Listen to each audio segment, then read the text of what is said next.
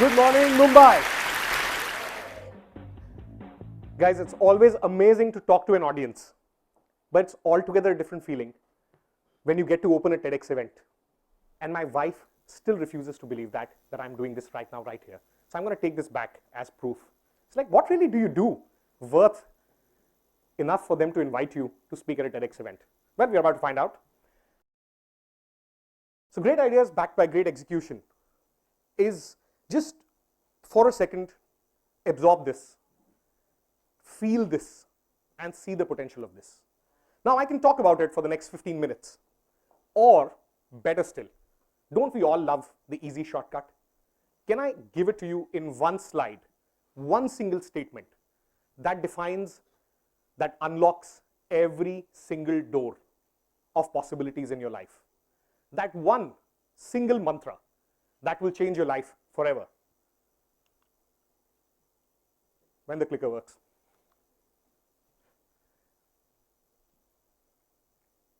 That one single mantra that will change your life forever. Shit, that's not that.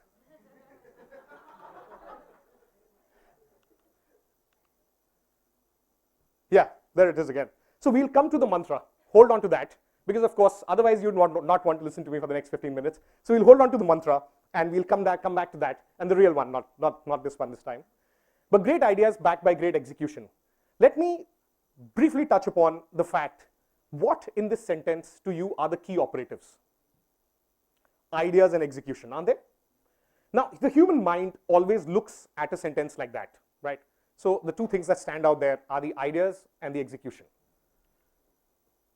How about we flip this for a second, completely on its head, and ask ourselves, why shouldn't great be the key operative? But that would be a huge challenge, because that would require us first to understand what great really meant, right? And it's a very loosely defined word, especially because great has this, or greatness has this sexy mystery about it. It's this very far off place that some few select human beings are born to achieve. Greatness is something that they will get to, and then you and I will probably witness it from a distance and bask in the glory of their greatness. This is absolute and total bullshit. Greatness is a simple mathematical product. And the reason I said mathematical is because we are all Indians, we love math, put it in an equation, and it all seems workable. So two factors that go into greatness. Disruptive thinking. What's disruptive thinking? It's a very heavy sounding word. But look at the meaning. It's just an idea that challenges the accepted or the status quo. It could be anything from the smallest to the largest. Elon Musk, accept, don't accept, challenge it. Do I know aeronautical engineer? I don't know aeronautical engineering. Can I still challenge it? Of course I can challenge it. The second factor, which probably is even more important than disruptive thinking, is backing yourself to get it. And the simple mathematical equation that I was talking about is greatness is a pure simple summation of disruptive thinking and backing yourself to get it. Could greatness really be something that simple? Because if it was that simple, wouldn't it be accessible to all of us? Imagine for a second that if this mystery about greatness was lost and it could be accessible to all of us, what would it mean to our lives? In every single challenge, the challenge at home, a challenge in office, a challenge, an insurmountable situation, insurmountable problem that you faced in your life, the simple summation of disruptive thinking and backing yourself to get it could open every door in the world for you. And I know that's scary at times to think like that. But before we go on talking about disruptive thinking, about backing yourself to get there, let's just spend a little more time on talking about something that my dear friend said right in the beginning. And I love calling this Jerry Maguire and the journey from consulting to sports management.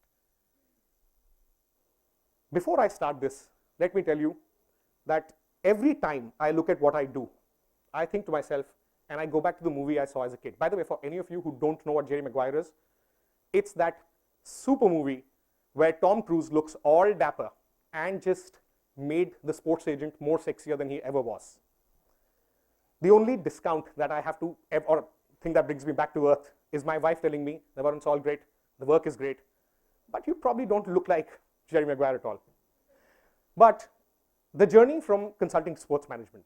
So I graduated out of B school, like a lot of us have done or will probably do, or other fields similar to that.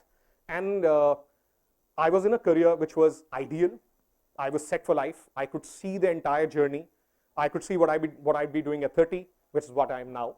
What I'd be doing at 35, at 40, probably be a partner, own a big car, own a big home. I was like, that is, and my parents were very happy. They're like, you're set for life. And I looked at it and I said, shit, I can practically tell every single day of my life when I'm 25 years of age. That's probably the worst thing I can do to myself. So I said, no, that's not what I'm going to do. And my true calling was always in sport. So I went ahead and started pursuing sport. But let this not become a long talk about what I do. Let me talk about some very interesting stuff. Great ideas backed by great execution when put to marketing produces some of the most amazing stuff that you will see. A lot of us have witnessed that kind of stuff in some capacity, either while buying a product, while watching an ad, while talking to a celebrity, maybe sometimes in a movie. In my realm, it's all sport and brands. This one, which I'm going to talk about right now, is a partnership between Liverpool and Zolo, and remains till date one of the most iconic sports marketing partnerships in the country. And I was very lucky to have had the opportunity to play a part in it. More so because I'm a very die-hard football fan, not essentially a Liverpool fan. In fact, a AC Milan fan who are big rivals of Liverpool. If any of you are Liverpool fans, they'd know that. And but Liverpool back in 2013 was looking at the Indian market like any other top football club and saying there is a massive opportunity because India's football fan base was growing like there was no tomorrow. The ISL was right there around the corner, and which meant new doors would open. Every club out there trying to meet everybody who's anybody and trying to secure a commercial partnership which would also help them develop fan bases in the country. What they had done before they met us is that they'd met everybody from the Tatas to the Birlas to Wipro, Infosys, all the top organizations in the country. Lots of promise, but hadn't been able to get to any point on it. On the other hand was Zolo, the antithesis of Liverpool. Zolo is a smartphone brand that belongs to the Lava mobile phone manufacturing stable. Lava is a fairly large corporation, almost $1 billion corporation at that juncture.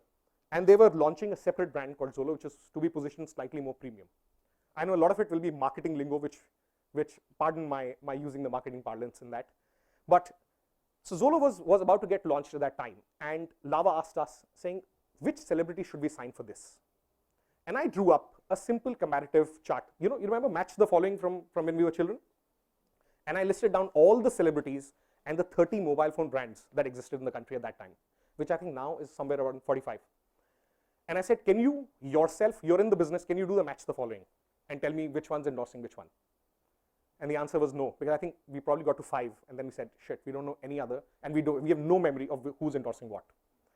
So they essentially required something that would be a clutter breaker in the market. Also, Zolo was a new entrant, but it didn't want the customers to perceive it like that. So what do? Often you take celebrities or you take associations in such a way that you inherit the values of that person or that entity into your brand. So that's what Zolo wanted to do.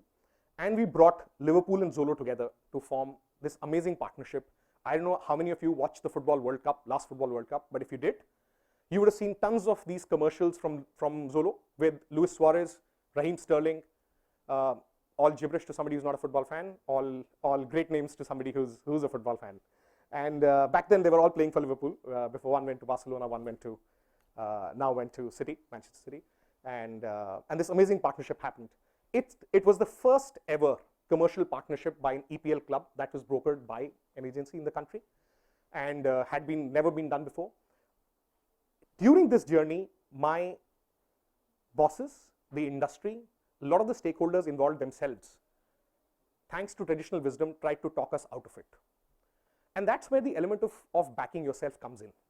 Because traditional wisdom tells you that it can't be done. It's been attempted for a long time and it hasn't been done, which means it can't be done. And that's exactly where, I'm transcending from marketing to general life, but where you can just simply transcend the boundary and ask yourself, anything can be done as long as you're willing to persevere with it. Let me not make it very philosophical. After all, it was a commercial deal. Let me talk about a very different kind of partnership. And this is the first ever partnership between an Indian organization and an American major league team. For any of you guys who spend time in New York Mets would be a very familiar name. But for others, New York Mets is one of the leading baseball teams from New York and from who play in the Major League Baseball system. What are they doing with HCL? HCL is an Indian organization, IT, right, largely, and then some bit of tech consulting, some bit of outsourcing. So HCL till then had 9 years of wonderful propositions, sports propositions being offered to them by everyone in the market, ranging from IPL to Indian Badminton League to individual endorsements. And HCL had signed on none for one simple reason. People aren't willing to look at basics when they approach marketing. Look at HCL's business for a second. HCL's 70% revenue comes from United States as a territory. Of that 70%, 90% comes from banking and financial services, which are typically contracts which are many $100 million running into several years. Why, for the life of me, would I sponsor IPL? Because if I was sponsoring IPL, my audience who sits in New York and San Francisco is probably not even aware of that. So we brought New York Mets, which had, of course, there are certain details of it which I can't share, but New York Mets, for obvious reasons, and this partnership got created, which was the first time that an Indian organization invested in sport to achieve a strategic business goal. A business goal of engaging with their core audience, which was CXOs who have a huge familiarity for baseball, but if I go that way, we'll end up talking about it for hours. So this is just a couple of examples from something, and I said let's quote examples from some stuff that we've done ourselves, and gives perspective into just working very elementary on the basics, where the best disruptions come from. The best disruptions always come from looking at the basics, and more often than not, they get spoiled when you try and complicate it too much in your head. This is an example I'm not going to spend too much time talking about, but is another first in the Indian sports ecosystem. So last year, for football fans again, last year ISL made its debut, a hugely successful one, and Atletico Kolkata were the first time winners of ISL. But much before all of this had kicked in, there was a huge amount of uncertainty. And I was a part of the IMG team at one point that created ISL, so I knew the amount of uncertainty that existed around the entire platform. So there was huge skepticism in the market, and at partnership values which are applicable to European football clubs, a partnership between Aircel and Atletico Kolkata was created. Purely based, again, on simple understanding of basics and driven by the fact that people tried to talk us out of it for a long time. The skepticism was insurmountable for a long time, but if you stay at it and if you back yourself to get there, we had unleashed this deal even before the whole schedule of ISL had come out, at values that EPL clubs do deals at. Purely driven by the fact. So just elaborating a little bit on it, Aircel was the number 3 player in the East, and East is a very important segment to Aircel. So if you look at India as a telecom market, we have broken down into circles, and then there are certain brands which are powerful in certain circles and others which are more powerful. So you obviously know that Vodafone Idea very powerful here in the West. Airtel's very, very powerful down up north. Aircel's very powerful down south in a couple of states, and of course on the eastern belt they were number 3 player. But they had huge aspirations for the East. In spite of all the skepticism and the natural tendency to go spend and burn millions on cricket, Aircel bet backed by common business sense and by advice of experts on it, on the product. In less than 1 year, Aircel are now breathing down as not just a number 2, but actually a very, very close number 2 in the eastern circles. That's what it can do to business, the ability to look at very, very simple marketing basics, that kind of breakthrough thinking, that kind of disruptive thinking backed by perseverance and backing yourself to get there. I'll come back to the one mantra.